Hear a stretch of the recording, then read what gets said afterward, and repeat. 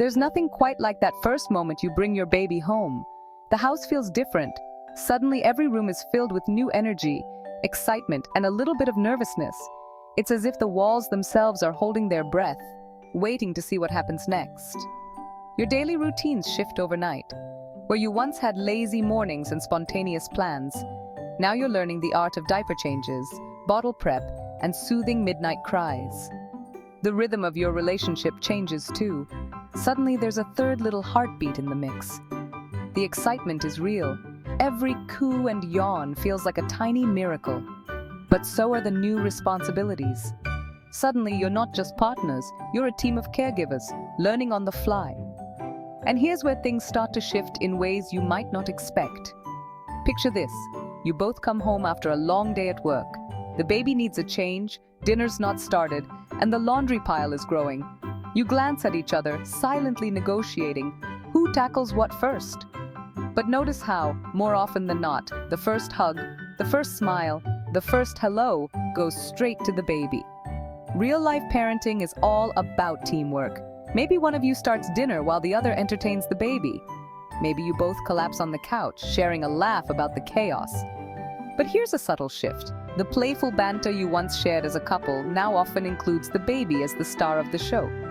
But here's the secret to keeping your love strong. Don't let the baby take over every moment. Even in the busiest days, find small ways to connect. Yet, it's easier said than done, especially for new mothers. Let's talk about the baby bubble. For many moms, the bond with their newborn is so intense, it can feel like the rest of the world fades away. Suddenly, the baby is the first to get a kiss in the morning, the last to get a cuddle at night. Dads sometimes joke about being second fiddle, but there's truth in the humor. Here's a classic scene. Dad comes home, hoping for a warm welcome. Instead, he's greeted by the sight of mom and baby deep in their own world, singing, giggling, sharing a secret language. He leans in for a kiss, but the baby's outstretched arms win every time. Even the way couples hug changes. What used to be a simple embrace now becomes a group effort. Mom's arms around the baby, dad's arms around both. The baby is literally at the center of affection. Date nights? They look different too. Instead of candlelight and conversation, it's mashed peas and peekaboo. The baby sits between you, soaking up all the attention, while your partner's stories are interrupted by giggles and flying spoons. And let's not forget the phone gallery. Suddenly, every conversation, every text, every social media post is about the baby. Look at this face. Guess who rolled over today? The baby becomes the headline act in your love story. Even rest is a team sport. Moms and babies nap together, while dads become experts at tiptoeing and whispering, careful not to break the spell. It's sweet, but it can also leave one partner feeling a little left out. Conversations change, too. You try to talk about your day, but the baby's babbling steals the spotlight. Before you know it, you're both making silly faces and noises, competing for the baby's attention instead of each other's. Even during alone time, the baby is never far from your thoughts. Movie nights are interrupted by baby monitors, and romantic dinners are paused for diaper changes. It's a new kind of intimacy, one that includes a third, very vocal little person. In social settings, the pattern repeats. Moms gather in circles, swapping baby tips and sharing milestones, while dads hover nearby, sometimes feeling like background characters in the baby show. It's not intentional, just instinct. The baby's needs come first, and affection naturally flows in their direction.